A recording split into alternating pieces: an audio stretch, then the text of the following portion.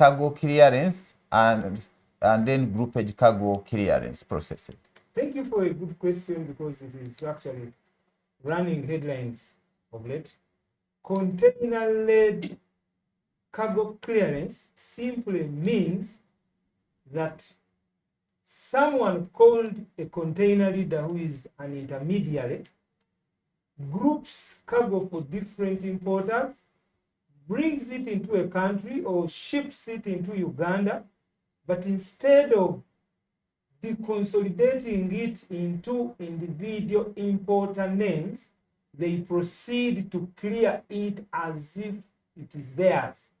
So basically what they do, for example, if I would give an example, the three of us here, if I am a container leader, it means I'm going to bring your cargo and maybe mine, or maybe they might not even be mine, ship it in one box, bring it into the country, and instead of transferring the goods into the different things of each of you, I actually clear it as if it is mine. Suffice to notice that that is illegal and it is illegitimate. Our emphasis is that when you bring the cargo, you should deconsolidate and transfer it into individual teams for various importance. Yeah, thank you so much. Thank you so much for clarifying on that. And maybe if you can go ahead still on groupage cargo clearance, if you can go ahead and tell us why URA is against the container-led cargo clearance. Like I said from the onset, that container-led goods clearance is illegitimate. It is illegal. And what makes it so is the reason as to why URA is against it. Over time, we have had people masquerading to be owners of goods, but we discovered that they were intermediaries. The first point is that we are denied visibility of that cargo. Any health tax system in the world must know who imports what, who are their actual taxpayers. So that is one point. Number two, still related to visibility, the owner of goods lacks visibility. What these people have been doing, the container leaders, has been to dupe the owners of goods with false assessments. They actually assess, URA assesses the taxes, and instead of which are lower, instead of them ensuring that the owner pays the actual tax as has been assessed, they proceed and they inflate. Now that distorts, that is exploitative in nature, because then we have people who have been complaining that URA taxes have been increased. But actually on investigation, we came to realize that in all these complaints, someone was actually telling us that we assessed more, and yet on our books, we assessed less. So we realized that these guys do that. The other aspect is related to benefits. They have been claiming tax credits. They have been claiming exemptions, like withhold tax exemptions, which are actually given on the basis of compliance, on the basis of what you have been bringing, you have been active in tax clearance. So you realize someone is taking a benefit which is supposed to be for the actual importer. And that is wrong in any system that is healthy. That's why it is illegal. That's why we are not supporting it. Our tax register, taxpayer register, has failed to expand also, simply because we have less numbers than the actual, because we lack visibility. There is what we call the missing trader, which is perpetuated by these guys. But above all, the mode of clearance by container-led is exploitative in nature. And that's why they don't like it, because traders are exploited. It lacks transparency. They have been known to perpetuate various tax crimes, tax fraud, customs offenses, and in the end, URA is blamed.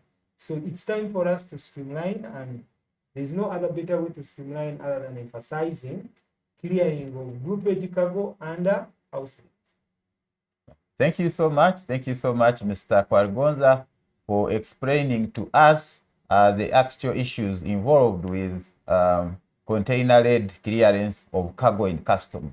Viewers, thank you so much once more for tuning in. In case you've just tuned in, this is Customs 101 webinar, and we are looking at the clearance process for groupage cargo. And my name is Nicholas Aruho, who is your host. And in the studio, I have Mr. Henry Kwargonza, who is the manager for warehousing, and Mr. Ime Waruku, who is a supervisor for warehousing. And now I will come to you, Mr. Ime Waruku, to take us through the clearance process for this consolidated cargo. So when importers import through groupage or consolidated cargo, what is the clearance process in customs? If I have my goods that came through consolidated cargo, what is the process? What should I expect? Thank you so much, Nicholas. To our viewers out there, the process for clearance of consolidated cargo is threefold. Number one is that we expect the consolidator to play a critical role at the port by making sure that the master bill of lading that is used to capture the WT8 or the warehousing transit regime customs declaration should be clearly indicating each client or traders and their individual packages. Then when that WT8 is captured, it's captured in such a way that still each client and their individual packages are well declared. That enables us to track that cargo when it arrives within our customs bonded warehouses, where we do auto conversions of those transit declarations, commonly known as T1s, and generate the warehousing declarations that are known as IM7s. Now, with those IM7s, when a cargo consolidator has well declared these goods at the port, at the time of auto conversion to generate the IM7, which is the warehousing declaration, each client will be well segmented with their goods through the different items that are actually well itemized. Now that alone enables us to properly do physical verification and give accountability of each cargo, the various items that are involved in, and will describe them for each trader. Now from that stage, after physical verification is done within the customs bonded warehouse, we'll now have these goods valued at our document processing center, whereby every client as well segmented in that warehousing declaration, but then also the verification account which we prepare. Everybody with their goods, they are well valued, and once valuation is done, the IM7 is released. Now when it's released, it becomes now the duty of the consolidator to now make transfers of these goods to each trader in their teams. Why they do those transfers is that to support them make the IM4 declarations for payment of duty in their individual names or teams. And that is the most critical part with the cargo consolidator, because all along the way, it's all handled or processed through under the consolidator's name until at that stage when the IM7 is valued and released. Then transfers are done. Then the individual trader is able to make an IM4 to pay the due taxes, and thereafter goods are released and exited. That's briefly the short clearance process for consolidated cargo, right from the port through the warehousing up to our document processing center till the client takes. Yeah. Oh, okay, thank you so much, Mr. Ime Waruku, for taking us through the clearance process. And I hope our viewers have got it well. Now, sometimes there are complaints of delays. There are some complaints of delays, especially with the consolidation and transfers of ownership. So how are you managing? How are you dealing with that process to ensure that it is seamless and it is not delaying clients who want to deconsolidate and pay their goods in their own teams? Okay. Thank you once again, Nicholas. To our viewers, now throughout the process of facilitating these traders under consolidated cargo, we've made observations to notable delays that have occurred, and sometimes they are as a result of the different parties not playing their part well. For example, we have had cases where consolidators, when goods arrive in our warehousing bonded areas for physical verification, they do not timely notify these traders or who are the real owners of these goods, so that they make a part to play in the verification exercise or confirmation. Now that alone is prone to causing what? Some delays in the clearance process. We have also observed that we have some consolidators who do not well declare these goods for the different traders in. And when we do physical verification, to identify them becomes a challenge. So to follow up with some of these consolidators to trace who is the owner of these goods, so that we consolidate the verification findings process, that brings in some delays as they try to trace out. And then also we've made an observation, the delays are as a result of missing gap of information sharing. Some consolidators are not constantly in touch with these individual traders. Right from cargo is processed, the port comes to the bonds. When we do physical verification, when it's processed at DPC, they are not keeping them updated with the status tracking their goods through. Now, in that way, it causes a vacuum of information where some traders keep wondering where their goods are. They are not updated to know who to follow up with or where to go. Now, something which we would like to urge our consolidators that they can step up and make an improvement. And then lastly, one challenge that has been also observed is that some consolidators consign this cargo and bring it for some traders who have not gotten the tins. You can imagine. Now, ideally, the number one aspect or requirement for every trader importing these goods from abroad into the country is that before the consolidator picks those goods and starts to prepare the documents, please make sure you require this trader to give you their TIN. At some point, with our enhancements that we'll make, we will also require, where possible, that this TIN, you could even go ahead as a consolidator and capture it under marks and numbers where these different client names are. Now, that alone helps when we do physical verification of these goods and identify some anomalies or inconsistencies. We will quickly know the client and their TIN and take on the offense aspect without inconveniencing to run forth and back to try to look who is this owner, where is the TIN to bring. Those are all some of the aspects that are causing delays. So apparently what we're doing is we are massively sensitizing our traders who are out there, and we appreciate those who have made an effort to reach out to us, and encourage those still who have not made their way to us. Please come to us, ask anything, consult anything, and follow up, because these are your goods. Okay, come to our offices, they are open. Also, the bonds where your goods are, we will support you. We will support you to make sure you are facilitated to track down your goods and able have it cleared through. So those are a few notable challenges that were observed, and we sincerely urge our partners that we step up efforts to improve on them so that we streamline the process and make it more friendly. Yeah.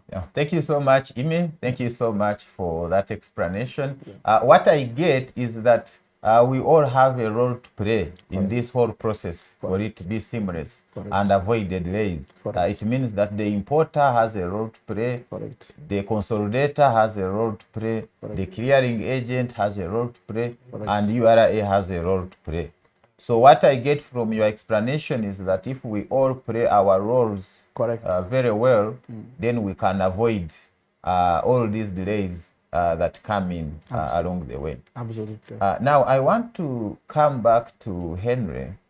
So many things have been said in the recent past regarding container leading and groupage clearance. Some people have said groupage has been banned. Some people have confused what groupage means, and consolidated cargo and container leader. So I would like you to tell us categorically what has changed, because I know this cargo has been coming, consolidated cargo has been coming. So I would like you to categorically inform our viewers what has changed exactly in this process of clearance of cargo under groupage. Thank you. Thank you, Nicholas, for that good question. Basically, what has changed are around 2 or 3 things. The first thing is mandatory deconsolidation, which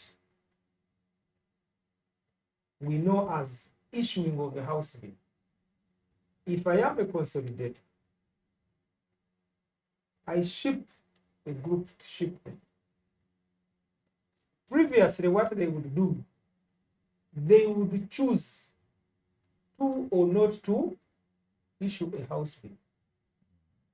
They would choose either to clear under individual importer's name or under their own name. Now, what has changed is that we require every person that is engaged in the consolidation business, upon arrival of goods, to issue a house bill.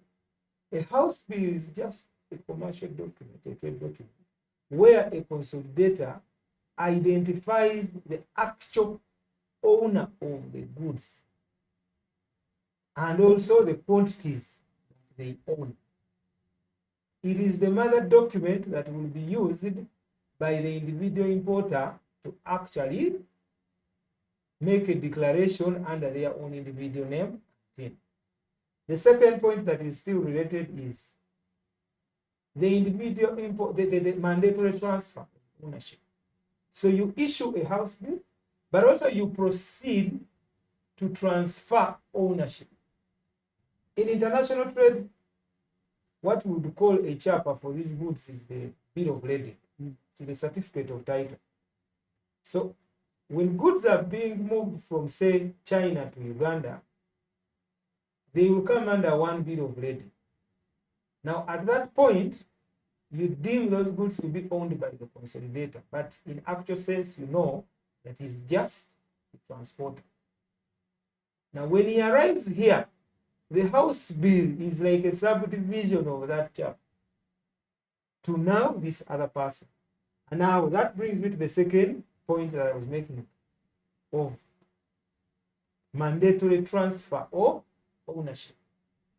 So you are transferring, subdividing the other one, and then you give someone a house bill, but you proceed in our tax system to effect it by doing what we call a transfer of ownership from your individual tin as a consolidator to the individual tin of an individual importer.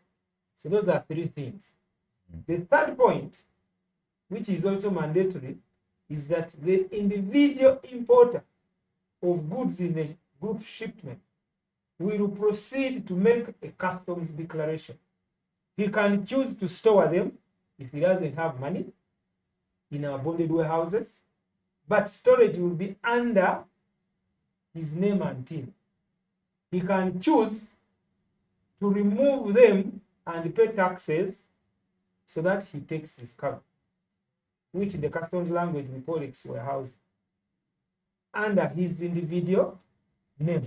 Basically, those are the 3 things that are changing. And of course, the 4th thing is not happening, that is a consequence of all this, is that the trader is going to come and pick his goods physically, or a person appointed by him, which was not happening in the previous arrangement. The intermediary, who is a container leader, does all the 3, 4 things and takes the cargo, instead even actually taking the cargo to the individual importer, he first takes to his store. So basically, those are the things that are changing. Basically. Okay, thank you so much. Thank you so much, Henry. And I will stay with you on that, because for me as a small trader who has been bringing my cargo either through consolidated cargo or a container leader, what is in it for me? How do I stand to benefit if I use the new process? Because I may be, some of the people watching us may be saying, for me, I'm comfortable clearing in the other previous process of container leading. So what is there for the traders to benefit in the new process? Thank you, Nicholas. It's all summed up in the phrase visibility to a trader. Where I work from as a manager warehousing, almost in an hour I have to receive a minimum of 2 or 3 complaints of small traders failing to locate their cargo, small traders raising a complaint that container leader so and so has given me a higher tax bill, raising complaints that they cannot see their goods, they don't know where. And all that comes because of lack of visibility. Use the container-led model clearance. Any trader that is interested in growing their business, they are actually interested in knowing how much they're supposed to pay for purposes of planning. And all the people that come to us tell us that my planning has been distorted because I have been cheated by this Kayungiris, the intermediary. So what is in for the trader is that you are able to take full charge. Currently, we talk about people being charged 5.5 million CBM, the space occupied in a container, as a standard. But between me and you, we know that different items attract different tax, depending on the policy of government, depending on the level of manufacturing. Is it a finished product or not? Now, if someone comes and levies a standard charge, as a small trader, do you think they will survive in business? And that's the reason that's why we see most of them crumbling. So what is in for the trader is visibility throughout the clearance process. A trader has more power. The trader knows when his cargo has arrived. The trader knows at what stage of clearance. The customs clearance process is designed in a way that URA incurs an expense, a necessary expense on notifications. The moment you go and you make a declaration in your TIN, URA spends money on an SMS and on an email notification to notify you that entry number so and so for these goods has been entered under your TIN. So a trader has visibility. In the other form, container, the notification goes to a wrong party. And it's that's why we actually have them charging people more than what actually URA assesses in forms of taxes. So the issue is about visibility and equipping the trader with full charge and giving transparency in the clearance process. Amy told you that each one of us has what they do. Now, all of that comes out well and ably if a trader has full charge. Is the reason why we are saying time is up. We cannot proceed anymore with clearance of goods through the container-led system, and therefore we should be able to support our traders by clearing through the groupage clearance system, where they have full control, full visibility of the clearance system, and they are able to actually account all the taxes, all the pennies they expend in the form of taxes that they remit to your. Yeah. Thank you so much. Thank you so much, Mr. Kwargonza. Thank you so much for clearly bringing out the benefits to the trader if goods are cleared in their own tin. Viewers, thank you once more for tuning in. This is Customs 101, and we are looking at the process for groupage cargo clearance under Customs. And I'm Nicholas Aruho with two experts in the studio, Mr. Henry Kwargonza, who is the manager for warehousing, and Mr. Imi Waruku, who is the supervisor for warehousing. And I will now come back to Mr. Waruku Ime. And I know you receive consignments there for container leaders, for consolidators. So what do you expect the container leaders to do in order to comply with the new guidelines to avoid any issues with customs in the clearance process? A kind advice. Okay, now thank you, Nicholas. Like in the first case, I rightly put it that every party has an aspect to play or an area to play. Now, at the moment, what we expect the container leaders to do is that we expect them to be compliant, especially in making the accurate declarations.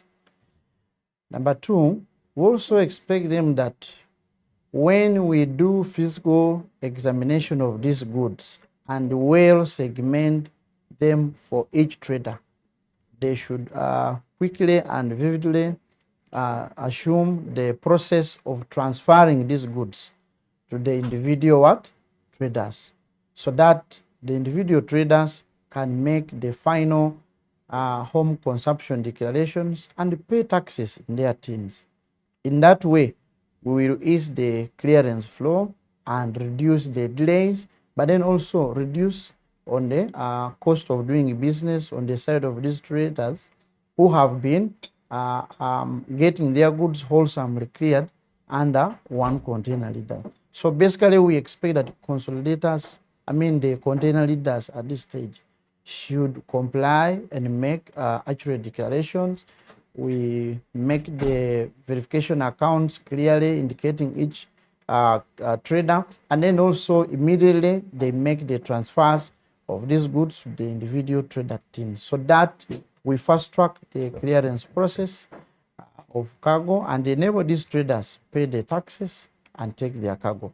Basically, that's what at the moment they require. But then also moving forward, as they make these declarations at the port, it's important that they also segment them and understand the individual traders who are contained in these containers with their different cargoes, so that it's easier to trace them when we get to verify these goods, but then also it is easier to reach out to them and call on them should we find any non-compliance aspects, such that they answer those non-compliance aspects themselves as traders, other than the container leaders answering on their behalf, where sometimes the answering may not be satisfactory, and as a result, it causes some delays. Basically, that's what we expect the container leaders to collaborate with us in doing that role. Thank you. Yeah, thank you so much, Imi, for that explanation. I will now go into the questions of our dear viewers. I have Arnold here who is asking, and I will direct this to you, Imi. Okay. He's saying, what are the timelines from stripping, verification, VA uploading, and DPC final release? He says that we are having cargo spend more time within URA corridor than point of purchase and shipping. Kindly comment on that, on the clearance times. Okay, thank you, Nicholas, and thank you, Arnold. Now, the clearance times for cargo clearance within our customs process are standardized, whereby we expect all consignments handled within standardized time frames. It is actually our desire that if a consignment can go through within 1 day, where we will do physical verification, have this verification, reconciliation done, then upload these findings and it is released, so that the next day, actually Clients make transfers, pay, and they go. That's our desirous. Now, at the moment, where we are experiencing some delays, like I earlier hinted on, is that when goods arrive in the bonds, the players or the parties who are to participate in the verification process sometimes do not make it on time. Whereas as URA, the officers, yes, may be readily available, assigned these declarations, but you may find for particular consolidators, they don't have enough manpower, especially the representatives on the ground. So you will find 1, 2, 3, or 4 containers within a bond, but with one representative who cannot run everywhere. And that alone makes now the officers to wait for that representative to finish one container at a time. But also importantly is at the time of reconciliation, where we expect the people who have participated in the verification exercise to reconcile with our officers. Sometimes we may need inputs of individual clients or traders to answer questions by the officers regarding some non-compliance aspect. So where we do not have some of these traders make their way to reach to us, or these consolidator representatives communicate effectively to have these traders be able to make answering of those questions, that alone also causes some delays in the clearance process. But the most important last part is also when we have done physical verification and share these findings, which are undergoing now document processing center. Now, responses to queries at document process. Sometimes there's a part which the consolidator need to do to actually avoid, for example, where you're expected to prepare a worksheet that details very well the areas of non-compliance which were found in physical verification, so that it eases the DPC officer to amend this entry quickly and then append the values to share. Now, if a delay is made to prepare a worksheet which is comprehensive enough, that alone will also hold the clearance of these goods through the document processing center. But of course, at this stage, it will be deemed that the goods are held within the bonded warehouses by Uganda Revenue Authority, and yet within the process, one party has did actually to do one part. So we urge and encourage that each player should play their part timely, share information as fast as possible, and keep track these traders of their goods right from the time the container leaves the port, comes in the bond, verification is done. Please, in their individual groups, keep them informed of the statuses at which these consignments will have reached, so that they move with us in the clearance trail, where we expect them to answer some questions. It becomes easier for us to reach out to them, they answer, and then we complete the clearance process. Basically, that's what Yes, yes, if you can. If I may add to what Amy has said, we have gone ahead to review our clearance process to make it a little shorter and more friendly. Previously, we were doing an initial valuation of a groupage consignment entirely at WT8, and for the right reason, because at that level you want to have cargo bonded at the right bonding force or value, so that you avert a possible loss.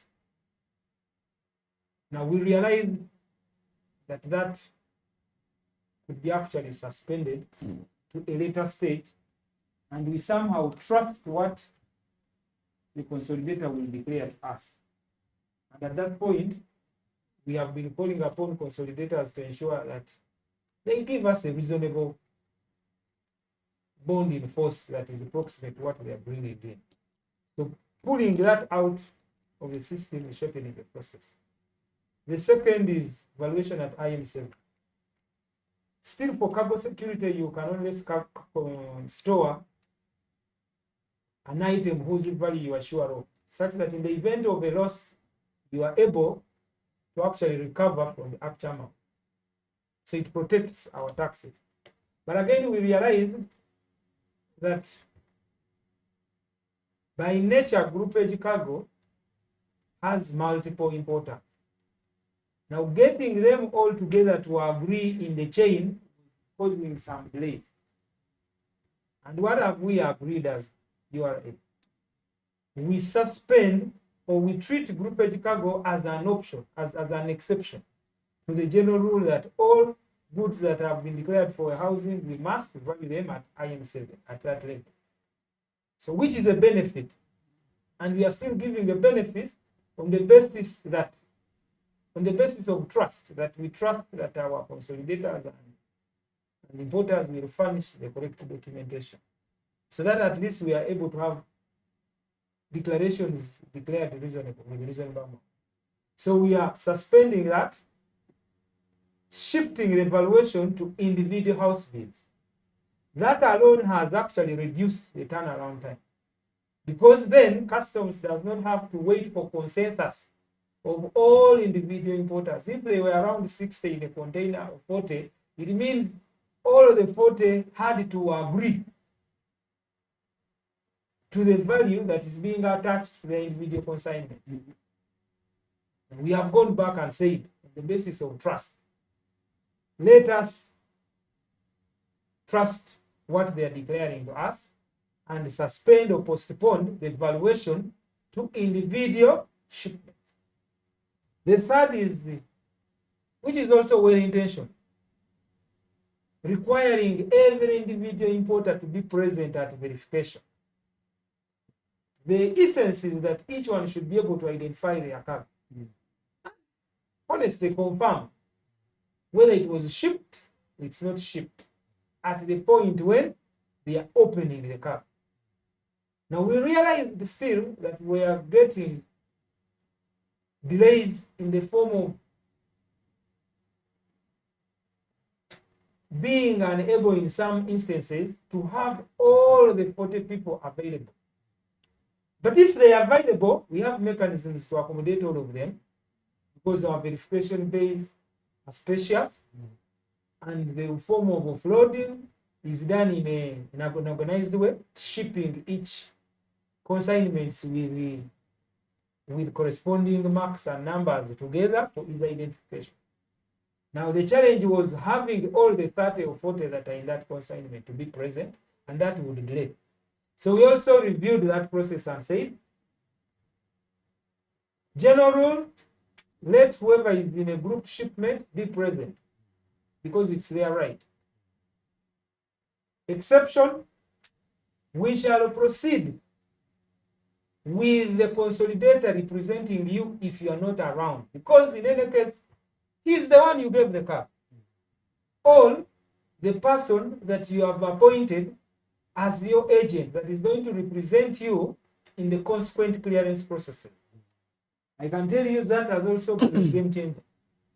It has shortened the process. The other one has been offense management.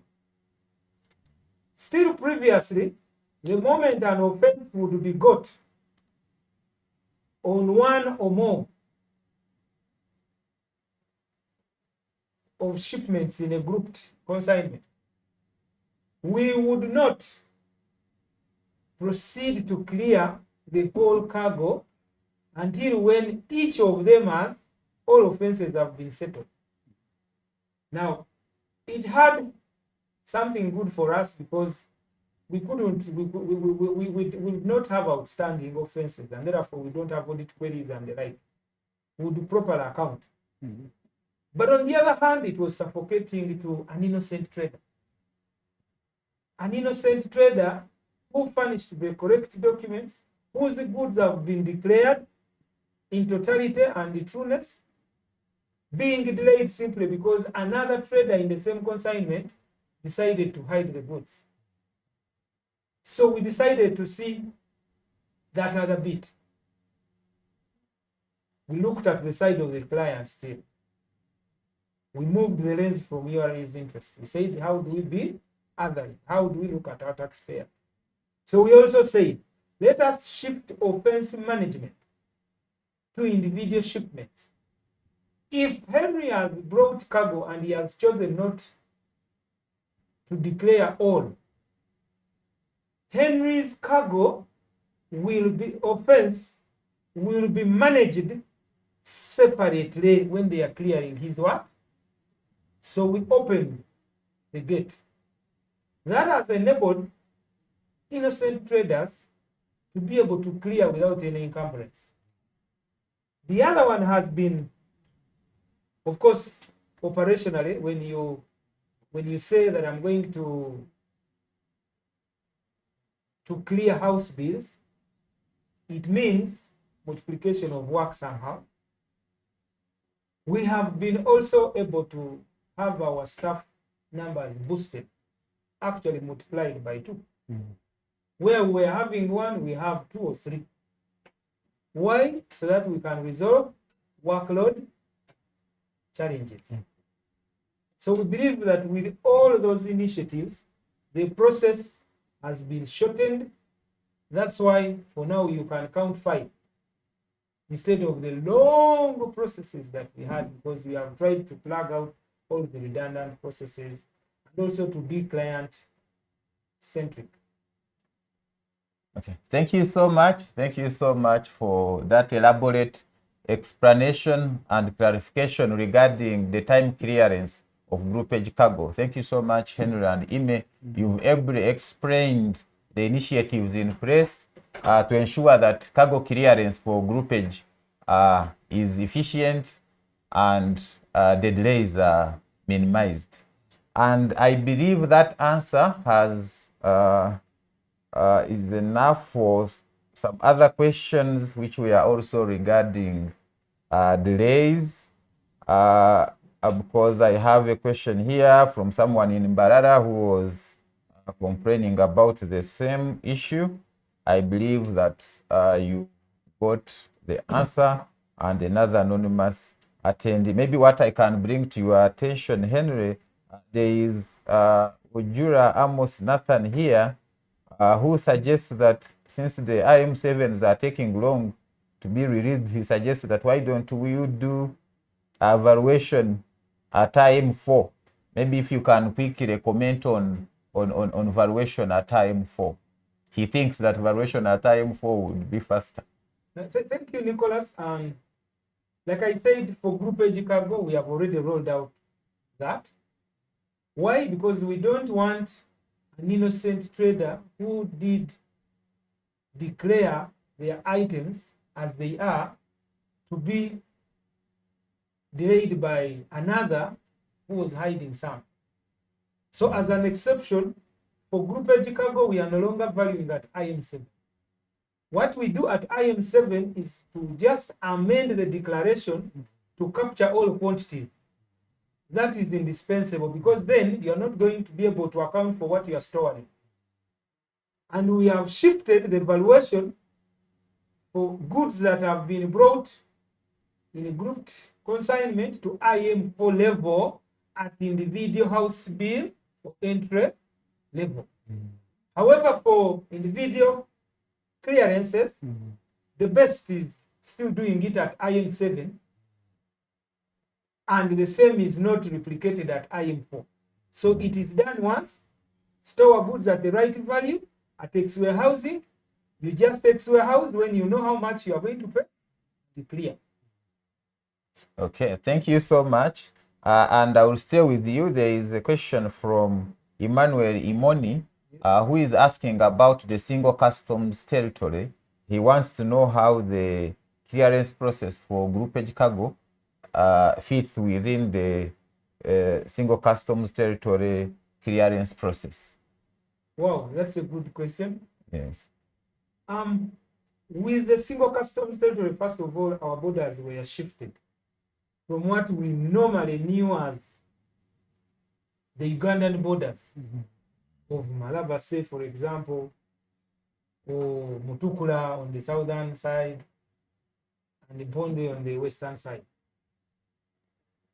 Our borders shifted, for example, all the eastern borders shifted to the first port of entry into the East African community. And the first declaration for groupage cargo is not unique. It's still done at the port of entrance. Currently, we normally have cargo being cleared through the port of Mombasa and the port of Dar es Salaam. So that's where the first declaration is made, including declarations of consolidated cargo. That is where what Amy called the WT8, the warehouse in transit entry, is actually captured from. And we are saying that at that level, because we had wanted to have cargo bonded with the transit bond at the right amount, so we would have the WT8 revisited. So we are saying for what we are doing right now, to facilitate that ACT arrangement, to move the groupage cargo from the port inland into Uganda, we are no longer valuing that site. Now, that warehouse in transit entry is meant to facilitate the goods to be moved from the port to the warehouse. So, still, groupage cargo falls under the same process. And by the way, we are even cooking something good for them, that we shall be doing the consolidation at the port. And we are coming with a system solution very soon, where visibility of that cargo, instead of starting at the warehouse, is going to start at the port of entrance in Mombasa. So all that shows that we are still aligned to the ACT clearance process, because we want our people to benefit through the whole arrangement. Okay, thank you so much. Thank you so much, Henry. I have another viewer here, some anonymous attendee, who is asking how we can get goods cleared in case the container leader is an cooperative. And I think you can combine that and you guide the viewers in case they have issues in the clearance process. Where do they go to get help? How do they get it resolved? Wow, that's a very good question. And I think we have been interfacing that challenge.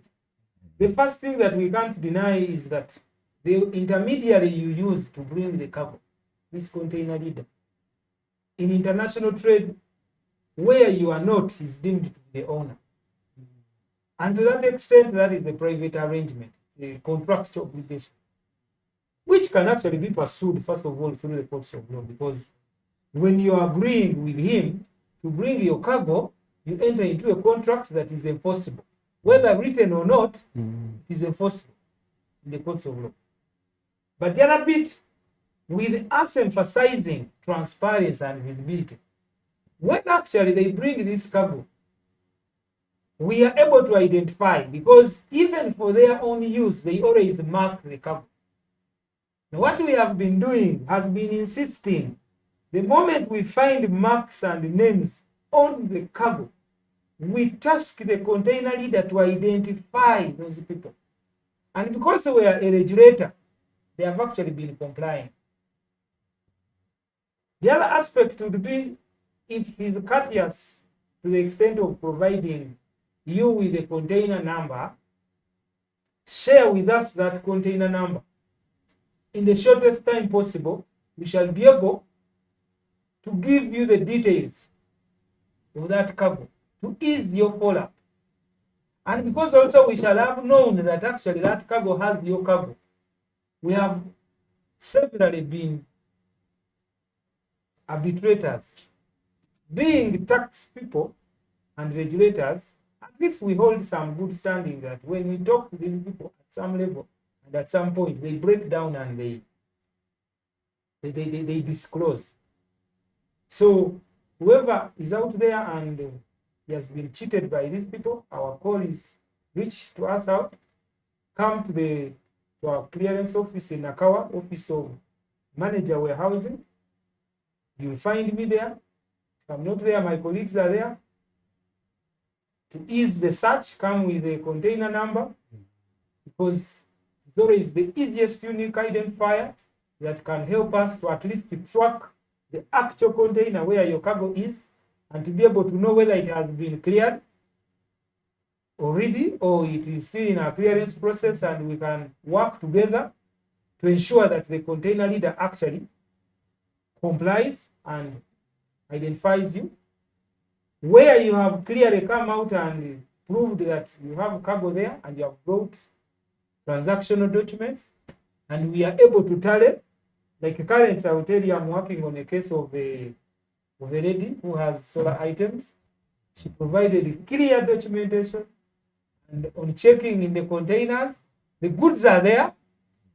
And also to make it also better and easier to follow up, the goods are marked with high initials, and my work has been simplified. What I have done is to instruct the container leader to transfer, and I have already gotten positive signs that he's going to transfer. And I know by close of the day, the lady will be able to have goods transferred under their own house bill and under their own team. So through our emails, you can reach out to me. My email is shared out even recently in our advert, and the email of our SC in charge of public and corporate affairs. I think it's ura@ura.go.ug, and mine is hkwalgonza@ura.go.ug. And our Twitter handle is always open. You can throw in an inquiry to be able to reach us out to the operational team. You can use the touch point. We have very many online platforms that our viewers there can use to raise complaints, to raise inquiries. I can assure you, we have teams that are dedicated on those platforms that will ensure that the questions are directed to the right responsibility centers, and responses will be accorded to you and shall facilitate you. Because of you, we are able to do what we are, we are able to do our job. Yeah, thank you so much for that clarification. It is good to know that the traders' concerns can be addressed.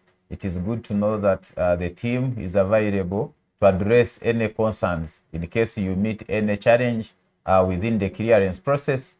As Mr. Kwalgonza has